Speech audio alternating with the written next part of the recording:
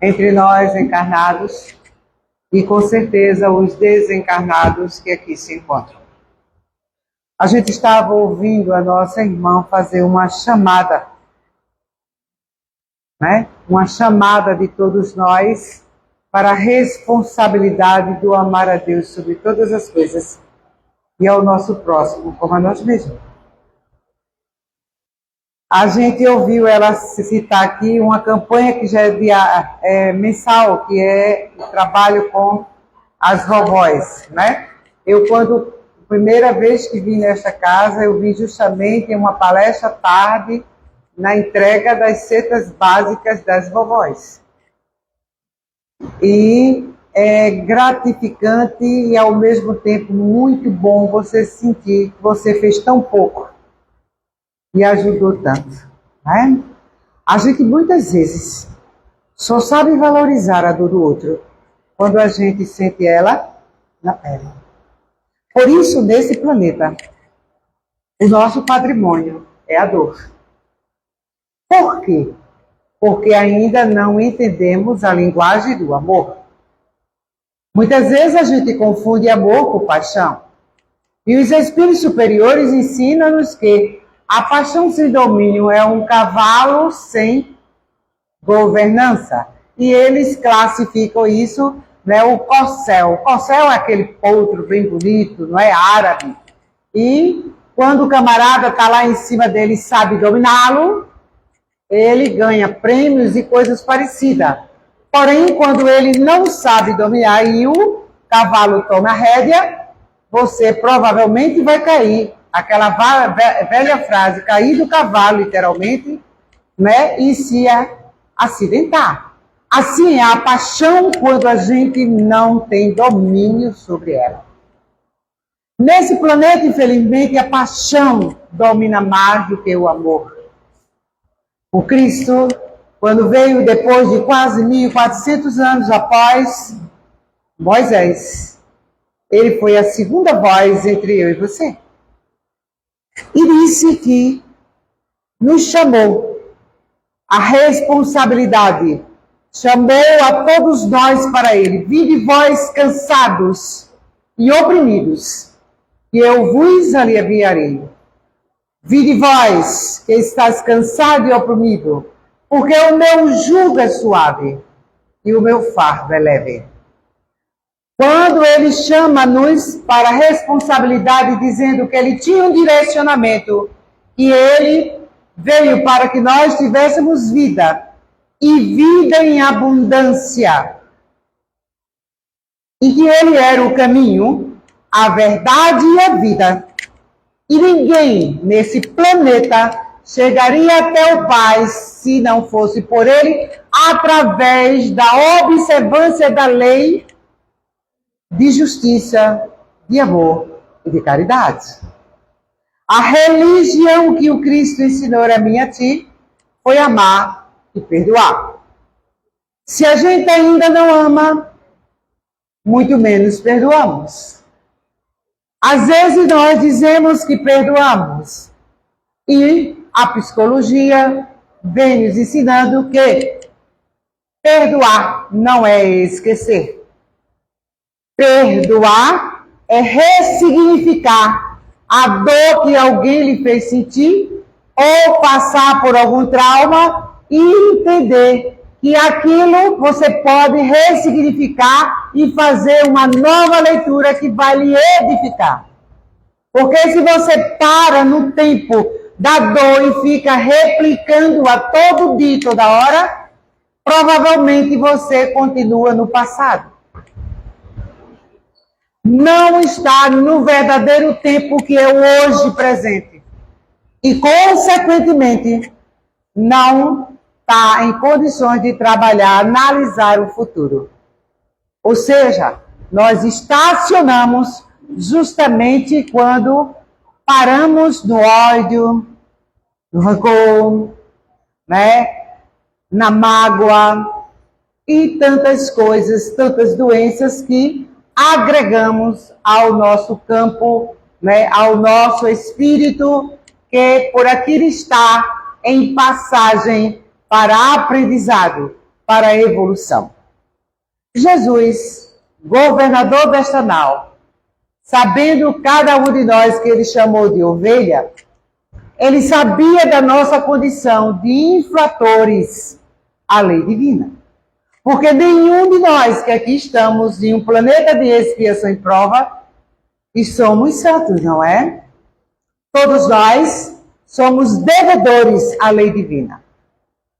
Porém, a gente muitas vezes quer mascarar essa nossa condição, achando que somos muito bons. E apontamos o defeito do outro, esquecendo que tem 4 dedos apontando para nós. Não só apontamos o defeito do outro, mas julgamos e condenamos.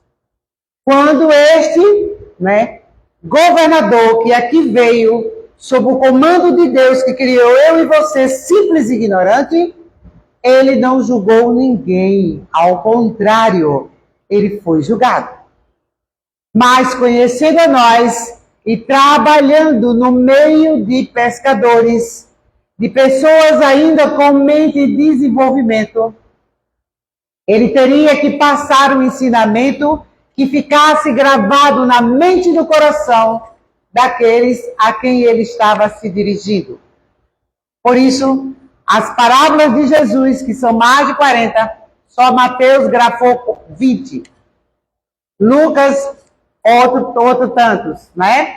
E então, ele, se a gente buscar todas as suas parábolas, ele vai estar sempre versando em peixes, que era o que os pescadores conheciam, em ovelhas, que era os pastores a quem ele se dirigia. Ele estava sempre se dirigindo ao campo de trabalho daqueles, levando-os a vivenciar o que ele queria ensinar e gravar dentro do seu dia a dia de trabalho. Não adianta eu chegar aqui e falar uma linguagem muito alta e você só fazer assim. Mas ficou o quê? Não sei. Quando a gente fala de trabalho, a gente fala da família, que muitas vezes a família biológica é aquele que está junto e muitas vezes alguém, família só presta para tirar retrato. Você já ouviu isso? Não é? Porque a briga é tanto picuinha, é tanta agonia, mas todos nós estamos juntos com a família, não estamos? Pois ela é a base, ela é a pilastra. Né? Nós nos comprometemos para estar junto, para junto desatar o nó que nós construímos ontem. Quando perguntado ao Espírito de Verdade, se a família acabar, o casamento acabar, a família acabar, o que acontecerá com a humanidade a nível terra?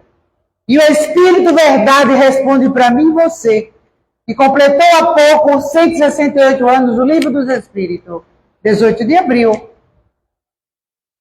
é voltar ao estado de rudez. É retroceder à condição quase animal. Entenda como é importante a base chamada família. Mas ultimamente a gente tem visto isso muito meio relaxado. Aonde a gente tem deixado essa base muito de lado. E daí as doenças, os sofrimentos, as dores. Então hoje eu vou relembrar o que Jesus ensinou a nós há quase mais de 2000 anos, em que ele, em seu último diálogo com seus discípulos, lá em João, no capítulo 14, disse: não vos turbe o vosso coração. Eis que eu voltarei à casa do Pai, mas não vos deixarei órfão. Mandarei o Espírito de Verdade, que irá falar a vós de muita coisa, relembrar muita coisa que agora estou vos dizendo. Mas ele acrescentará muitas coisas que por ora vós não podem saber. Esse Espírito de Verdade volta Jesus ao mundo espiritual, continua governando essa nau e chamando aqueles que já andaram, como eu e você, caminharam, progrediram. Aqui ele chamou de arquitetos, para junto com ele fazer a base da nova revelação. 18 séculos se passaram para, no segunda metade, já no final da metade do século XIX, começar a comunicabilidade dos espíritos nas ruas. Começou nos Estados Unidos, mas era na França que teria que ser desenvolvido tudo. Então, todos nós sabemos das mesas girantes. Era uma febre em 1850.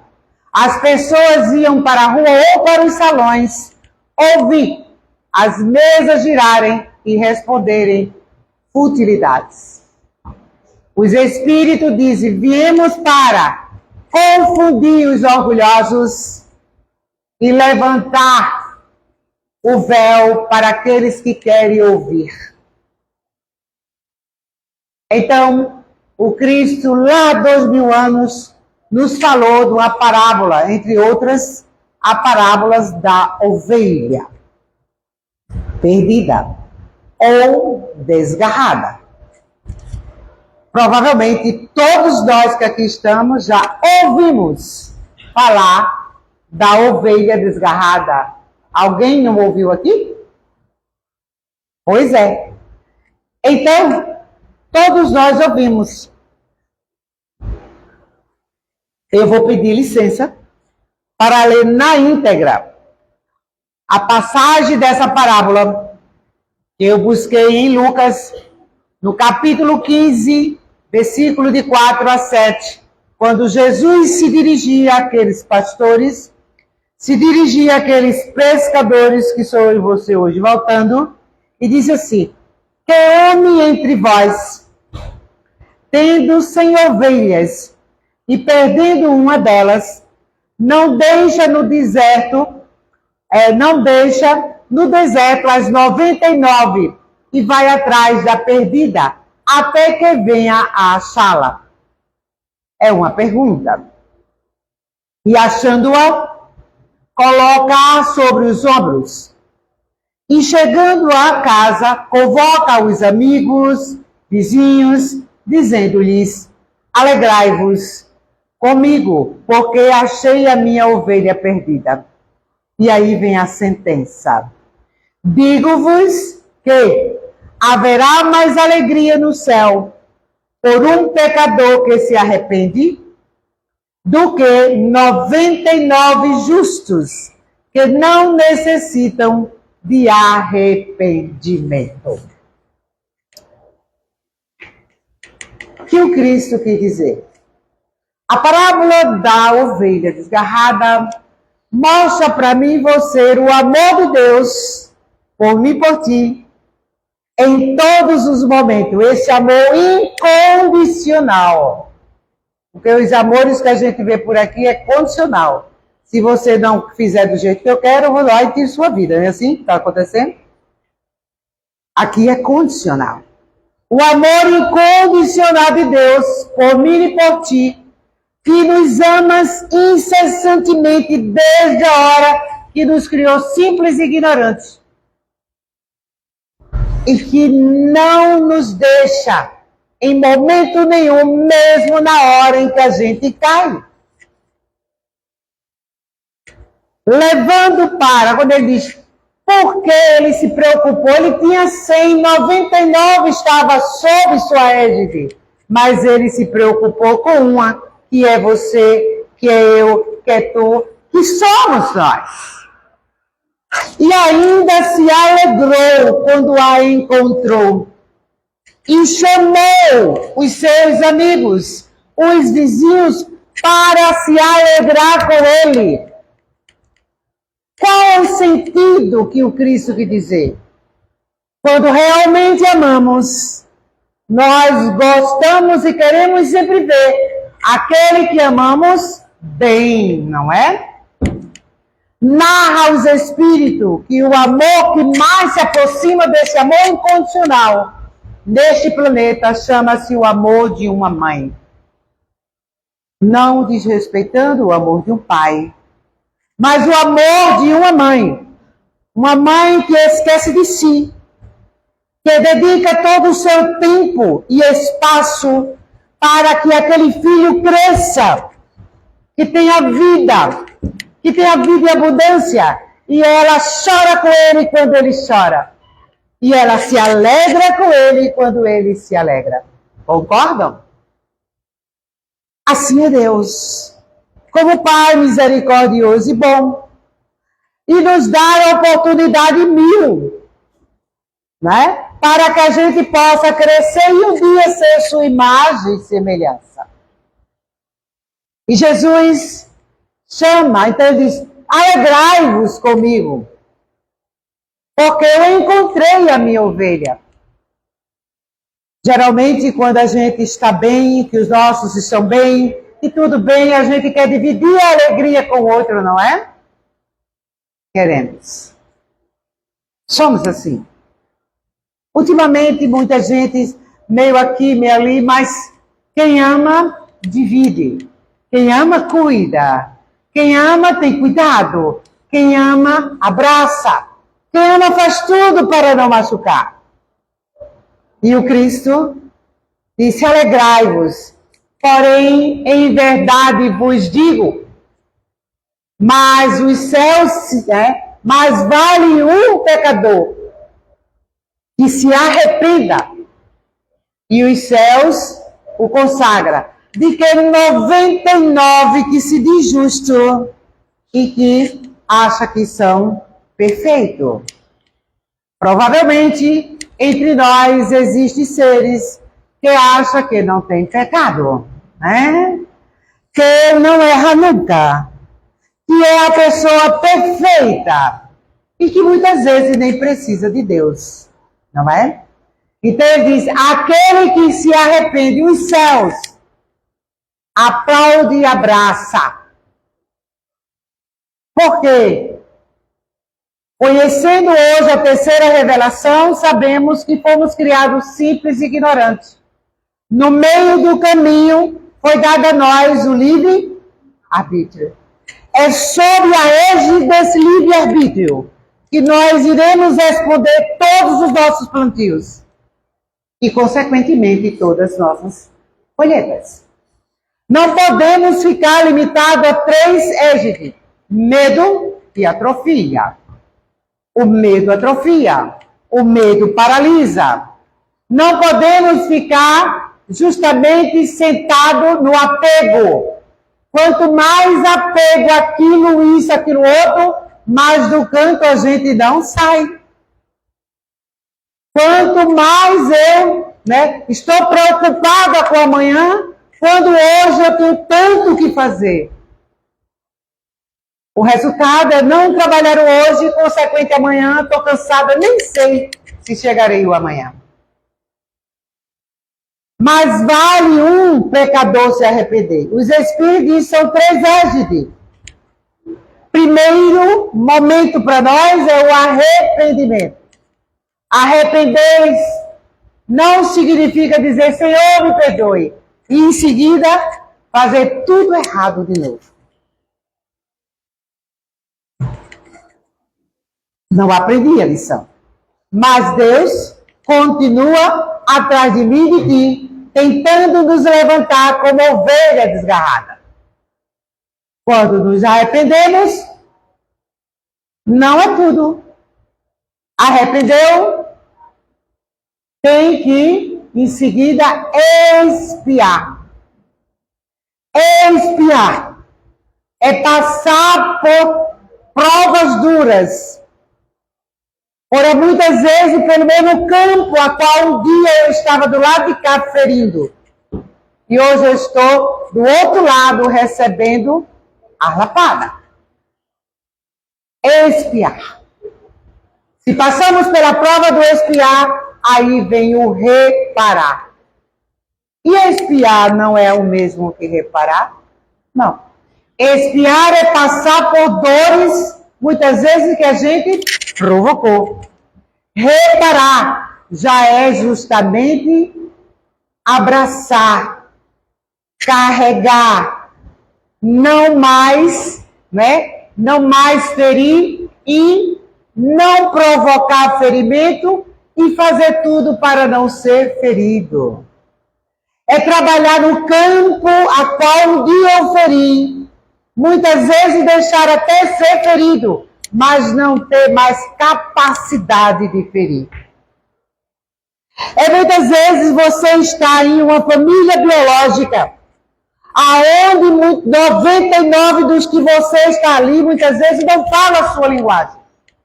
Não entende o seu, não compreende a sua intenção.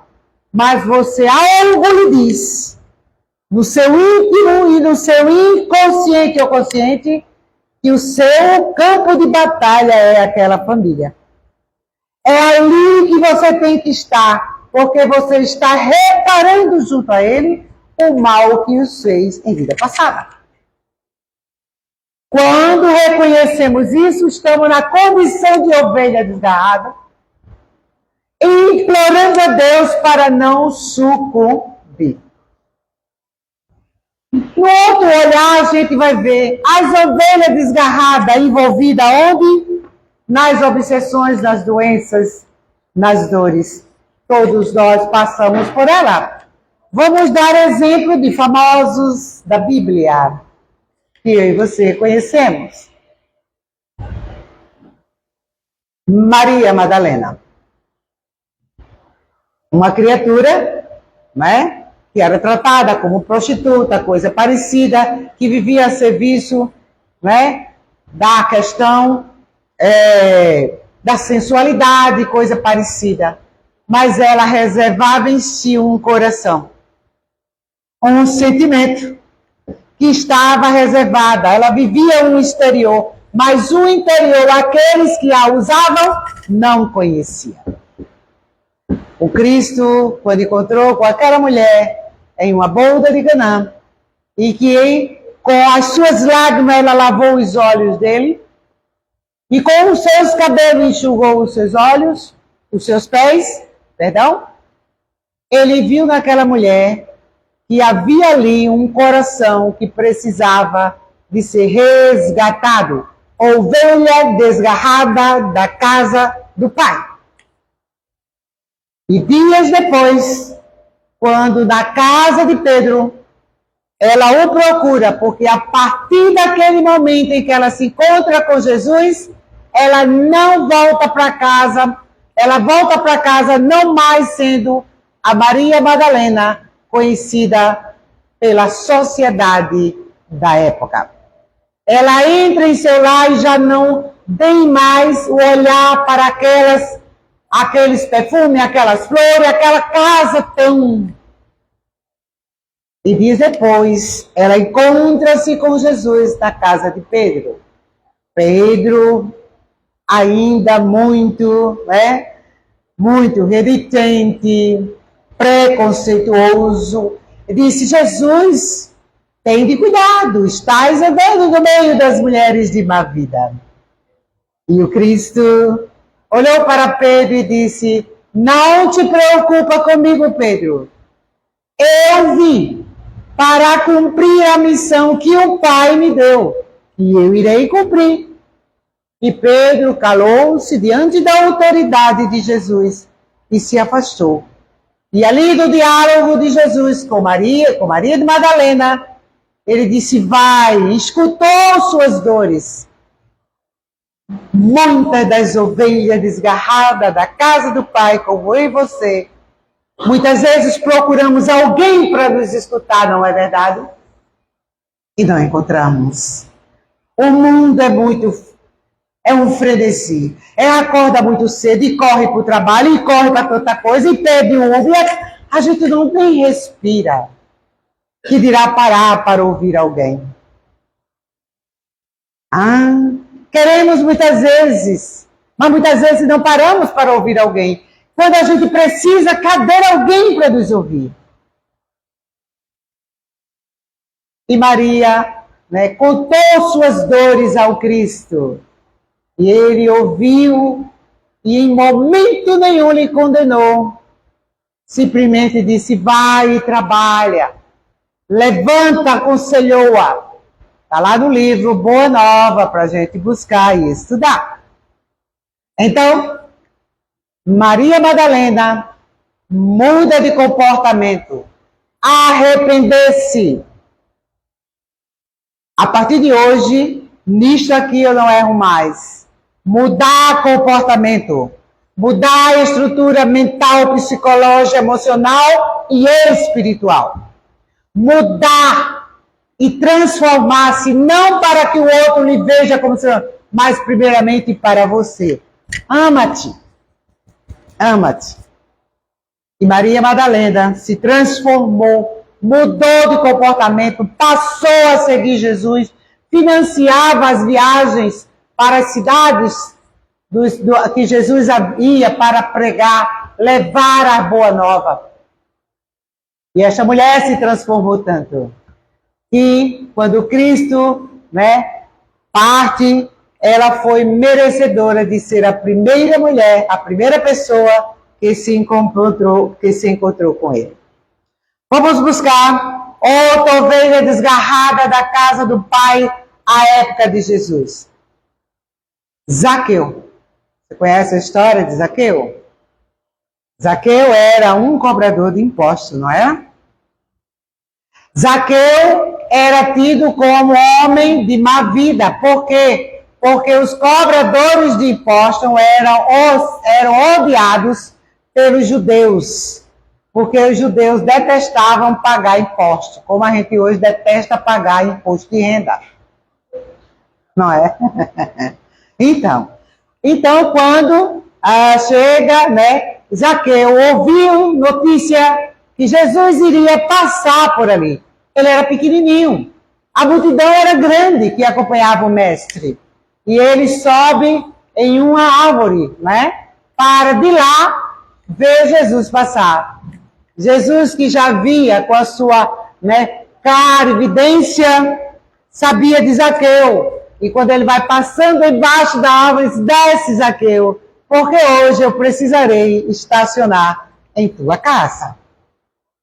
Zaqueu sai correndo, preparar o jantar. E aqueles que estavam ali perseguindo, seguindo Jesus, mas perseguindo os saduceus, fariseus, começaram a falar entre si. Olha como é que teu mestre, dizendo aos discípulos, vive no meio do homem de má vida, vai jantar na casa do homem de má vida. E Jesus, sábio e sabendo do que estava falando, continuou sem deixar que aquela falácia lhe imbuísse ao coração e lhe levasse à perturbação, como a gente muitas vezes, sem vigiar e orar. A gente escuta uma palavra maçã, a gente escuta uma intempérie, e sem vigiar e orar, a gente engole aquilo e começa a explodir, não é? Se deixa levar por aquele modo como alguém chegou e deixou que a gente nos envenenasse. Jesus, não. Com muita tática, ele se dirige à casa de Zaqueu. Chegando lá, Zaqueu disse, Senhor, hoje, tudo que tenho, eu dividirei com os mais necessitados. Aos meus colaboradores, aos meus escravos, eu lhe tratarei, darei mais alimento e tudo mais. E, Senhor, tudo que eu infligi à lei divina, eu darei em dobro e quadruplo. E Jesus olhou para Zaqueu e disse, bem-aventurado sois tu, porque hoje a salvação entrou nesta casa. Que palavra Jesus disse a Zaqueu? Por quê? Porque ele viu em Zaqueu sinceridade. Aquele homem havia errado até aquele momento porque ele não sabia fazer melhor. Quando ele esteve diante da verdade, e a verdade para ele representava o Cristo com toda a sua autoridade moral, ele disse, Senhor, a partir de hoje eu mudo. E mudou. Se a gente for buscar a história de Zaqueu, a partir daquele encontro com Jesus, ele é outro homem. Zaqueu passa a vivenciar os ensinamentos e tratar aqueles que eram seus subordinados como filho de Deus e irmãos seus. Mudança de comportamento. Eis outra ovelha desgarrada da casa do Pai, quando ele diz, bem-aventurado uma ovelha que se arrepende, porque ele será bem-vindo nos céus. Muito mais do que 99 orgulhosos, vaidosos, egoístas, muitas vezes donos e achando dono da ciência, dizendo que sua ciência está acima de Deus. Uma vez eu escutei alguém dizer, médico também adoece, não é? Qualquer profissão que exerça um de nós, ela vai ter um limite. Porque conhecimento científico, materialmente falando, por mais essa lei de progresso, ela existe, todo dia acontece. Mas o que hoje a gente acha que é bom, amanhã já não é. Mas a ciência espiritual, essa nós não sabemos um terço. Quando se perguntou a Jesus sobre a verdade, ele olhou para os céus e silenciou. Por que Jesus silenciou diante de uma pergunta aonde estava a verdade? Porque conhecedor de uma verdade limitada para eu e você nesse planeta, ele sabia que o limite de Deus estava acima de sua capacidade. E ele silenciou por respeito a este Pai que criou eu e você como seres simples e ignorantes, mas dado a mim e a ti o percurso para voltarmos ao Pai. Vamos encontrar outra ovelha desgarrada da casa do Pai, vai ir trabalhando você nesse meio termo. Que se encontrou com Jesus após a morte de Jesus, lá na entrada de Damasco. Você conhece ele? Como era o nome dele? Saulo. Depois que transformou-se e saiu da condição de ovelha desgarrada, Paulo de Tarso. Lá na entrada de Damasco, aonde ele iria perseguir Ananias, um cristão seguidor de Jesus, ele já havia dado ordem para matar a Estevão, não foi? Apedrejada. Está lá no livro Paulo e Estevão, para a gente estudar. Então, ele ia perseguir, buscar, para prender, porque Saulo era um rabino que falava muito bonito dentro das sinagogas. Ele sabia do início ao fim toda a lei mosaica e era fiel a ela. Dente por dente, olho por olho. Era aquele ser muito frio. Fugiu da lei mosaica, ia para a chibatada, para apedrejamento, coisa parecida ao que estava em voga. E da entrada de Damasco, Jesus falou, Saulo, Saulo. Abriu o campo, auditivo de Saulo para ouvir a sua voz. Saulo, Saulo, por que me persegues? E Saulo vê a luz imensa sobre ele, do Cristo, e cega, não é? A história conta que ele perde a visão. E cai do cavalo, literalmente. E Jesus vai até Ananias e diz, vai e o resgata. Cuida dele. Cuida dele. E Ananias, Senhor, como eu vou cuidar desse homem? Eu temo. Ele é perseguidor e ele veio me prender. Obedece, vais, eu estou contigo. Os anjos te acompanharão. Cada um de nós, irmãos, temos um anjo um espírito amigo, aquele que Deus designou para estar ao meu lado, ao teu lado, para nos guiar, para que a gente não se perca e se envenene tanto nesse emaranhado chamado obsessão, de um planeta onde as pessoas ainda julgam o outro pela aparência, aonde as criaturas simplesmente olham o que você tem materialmente falando e não julga com os olhos da bondade, da misericórdia, da caridade, olhando o que você tem de bom no sentimento chamado coração. E então ele disse: vais, porque darei ordem para que os anjos te acompanhem. Obediente, Ananias foi e encontrou Saulo caído, sem enxergar. O abriga, quem ama cuida. O abrigou, cuidou, deu-lhe alimento, falou de Jesus para Saulo. Alguns dias, Saulo, bebendo na fonte dos ensinamentos que aquele homem humilde, que tinha uma roupa tosca, que andava de sandálias, arrastando dos pés, tinha para lhe dar.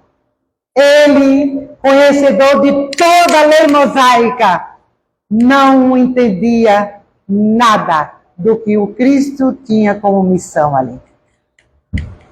Humilde, decaído, Jesus disse: aplica-lhe, ora por ele, põe tuas mãos sobre sua cabeça.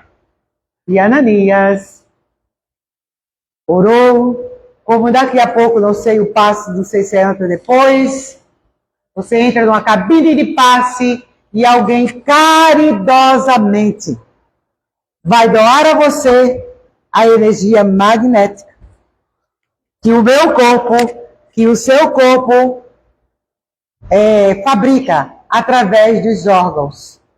E que carinhosamente, caridosamente, os amigos, seu anjo guardião, encontrou meio para que você hoje estivesse aqui, para ouvir talvez essa notícia que você já tinha ouvido, mas que talvez hoje trouxe algo que lhe acrescentou. E que, ao adentrar em uma cabine como aquela, igual a Ananias fez com Saulo, você irá receber a energia magnética, a energia talvez do seu anjo guardião, a energia somática, que é a energia do pensamento, pois os espíritos fora do corpo não têm mais energia magnética, pois ela é fabricada pelo corpo perecível que um dia voltará à Terra. Isto é caridade. Alguém que nem te conhece, mas que desde muito cedo de madrugada ora e vigia para não cair na tentação, para estar digno de estar ali numa sala para aplicar-lhe um passe. Para talvez a nível do seu perispírito ser costurado, ser drenado, ser captado, ser cirurgiado, algo que há muitos anos você vem sofrendo.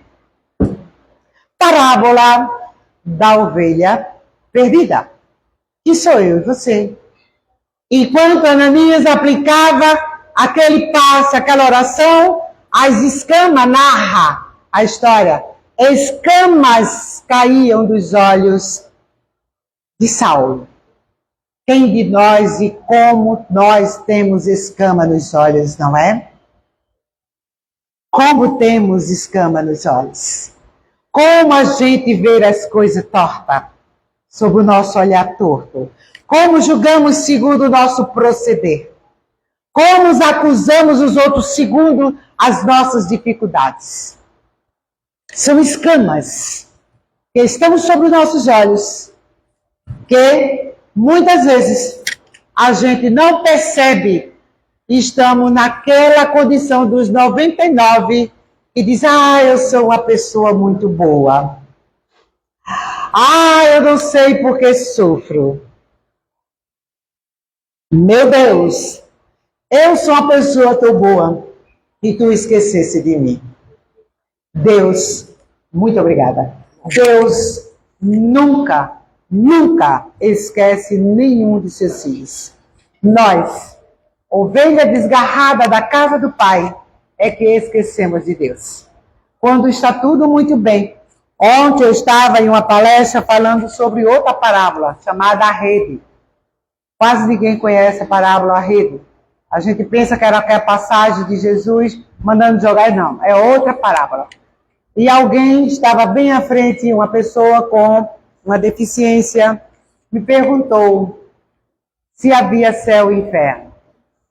E se nós, o pecador, entrava no céu. Olha a condição em pleno século XXI. A gente ainda está condicionado por religião que nos levou, atrelou ao medo de um céu e inferno. Que mesmo escutando que céu e inferno é estado de consciência, que céu e inferno não é um lugar circunscrito, eu ainda tenho isso gravado. Será, meu Deus, que eu vou entrar no céu? E eu disse a ele, vamos tentar tirar isso da sua cabeça. E disse a ele assim, quando você está muito bem, acorda cedo, de manhã você está bem da vida, e você diz como? Hoje eu estou no céu. Ele disse, pronto, você está no seu céu, estado de consciência. Mas, se durante aquele dia algo te acontecer, você se impregnar com alguma coisa que não fez bem, e você começar a pensar nisso, e isso vai lhe deixando angustiado, lhe deixando agoniado, e você começa a dizer, meu Deus, que inferno! Você já pulou do céu, no mesmo dia para o inferno. Você entendeu, meu irmão? Ele disse, eu entendi. Esse homem, que me apresentava um problema de saúde, não é? A nível de emocional, de psíquico, ele disse no final, eu já vinha tanta reunião e nunca conseguia entender. E a gente explicando o seu estado de emocional de um dia, e a gente amanhece bem, de tarde já está mal. Ou amanhece mal, aí de tarde já está bem. Olha como é inconstante a nossa condição espiritual. E ele entendeu que céu e inferno é uma construção de cada um de nós. Então, assim, quando a gente começa a entender a doutrina espírita, não é? Ouvindo essas notícias que Jesus já tinha nos dado, e que hoje a doutrina vem relembrando, mas acrescentando o que naquele momento não podia acrescentar, o que a doutrina acrescenta? Que, como ovelha da casa do Pai, nenhum de nós seremos perdidos. Como disse Jesus, nenhuma ovelha que o Pai me confiou será perdida. Não sairás daqui sem que pague o último centil. Em que sentido? Enquanto nós não aprendemos o que esse planeta tem para nos ensinar e aprender a amar na condição que ele tem para nos dar, nós não iremos alcançar voo para outros parâmetros. Por quê? Os Espíritos, a terceira revelação, vem ensinando a mim e a ti que, enquanto aqui eu ando, eu trafego, mas para o mundo superior ao meu, as porteiras são fechadas para mim e ti. Nós não entramos lá. Por quê? Porque não temos condições espiritual para entrar em um mundo mais evoluído que este. Porque nós nem fizemos a tarefa deste, como queremos interferir em um que está superior a nós. Os Espíritos nos orientam que nós iríamos perturbar o ambiente. Você lembra quem leu o Nosso Lar aqui? Aquela senhora que bate no portão. Pelo amor de Deus, me ajudem. Eu sou uma mulher muito boa. Trabalhei na saúde. Na saúde, ajudei muitas mulheres. E André, novo ali, disse, por que você não vai, Hilário, ajudar? Aquela senhora pobrezinha, a gente diz assim, né? E quando Hilário disse, aproxime-se, André, e escute, escutar. Aquele aparelho, quando o médico pega para escutar o coração, não é? Escute-a. E quando ele... Quando ele chegou próximo a ele, viu que no campo perispiritual daquela mulher havia várias manchas escuras. E ele disse, o que é isto? Isto aí, André, são os espíritos que a obsediam pelos abortos que ela provocou enquanto encarnada. Olha a ajuda que ela dava. Era tirar vidas que estava a ter oportunidade de um novo recomeço como ovelha desgarrada da casa do pai. Ele disse, meu Deus, ela não tem condições de chegar aqui porque ela ainda não desenvolveu a humildade de reconhecer seu erro, arrepender-se, como a gente falou, em seguida expiar e em terceiro reparar. Ela não ainda desenvolveu, logo ela terá que ir para um lugar mais inferior. E quando disseram àquela mulher que ela não podia entrar, aí ela deixou a máscara cair e começou a rosnar. Não foi assim? Como eu e você, muitas vezes, não é?